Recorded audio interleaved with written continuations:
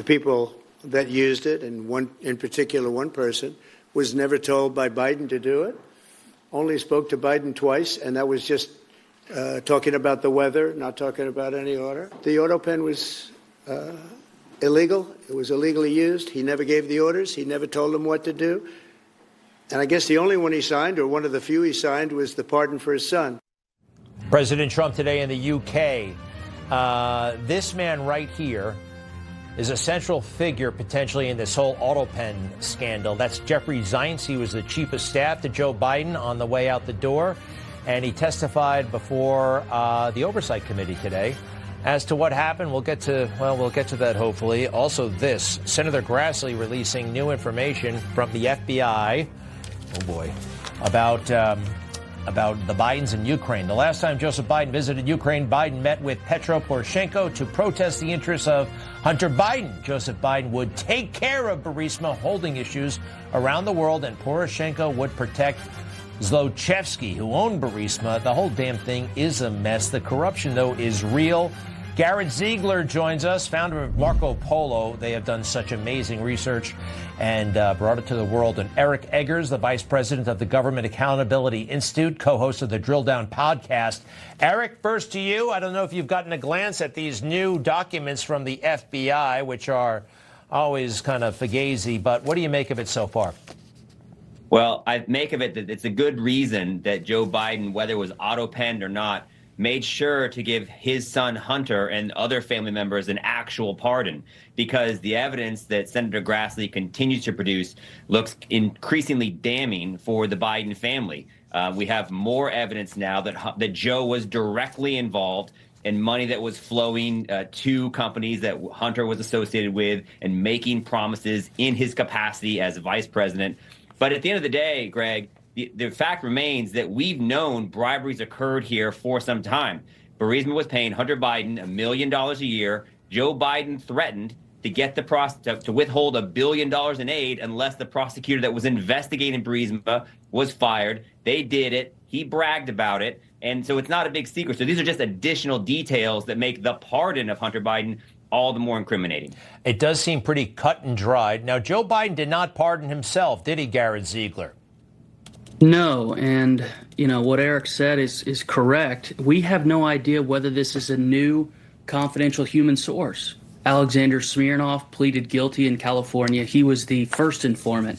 This could be another CHS.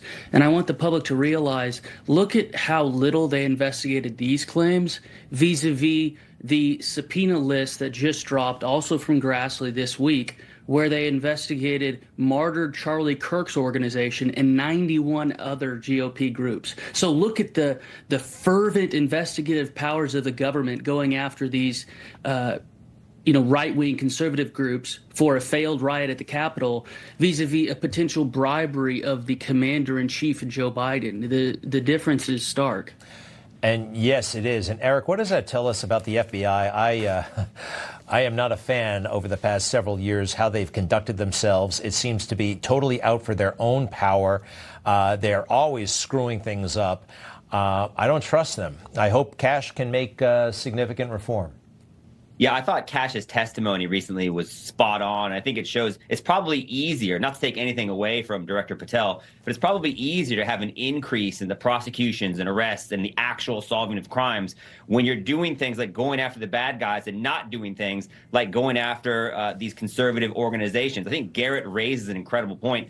The Biden family, aside from Joe Biden, cannot be prosecuted for this. But what this really is an investigation to what the FBI has been up to. And more importantly, what they haven't been up to. And I think that's you can't know what needs to be fixed until you have a full and honest and unflinching accounting of what has been wrong. And that's, I think, ultimately what these Biden probes are about.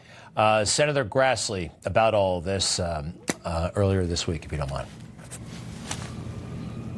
So in total, we now have 3 different FBI confidential human sources providing information about the Biden family and potential criminal conduct.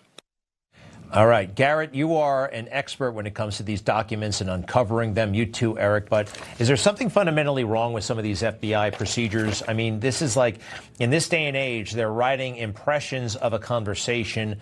Shouldn't they be recording these things? Shouldn't they be transcribing them? Or would that inhibit confidential human sources? I find this stuff frustrating. Frustrating. I have a minority view, even on the right on this matter. I think that the FBI should be wound down. I'm also realistic. You can't shut it down tomorrow.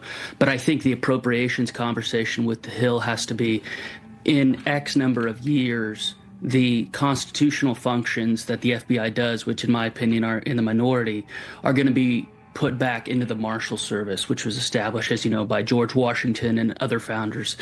I definitely think they should be recorded. They always want to shed off this reputation of J. Edgar Hoover. Well, the policy of not recording the interviews and having these 302s, that was from the era of J. Edgar Hoover. So if they want to throw off that legacy, how about, even holding up an iPhone and go to the voice memos and start recording these things? I'm totally with you. I didn't know that about the Marshals, by the way. That's impressive. Eric, final word. There's the music. We got to go.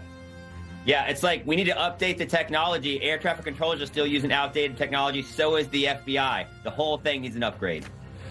Gentlemen, you're amazing. Garrett Ziegler, thank you from Thanks Marco for the Polo. opportunity. And Eric Eggers, the Drill Down podcast. Thanks, Garrett. Thanks, Eric. We'll be right back.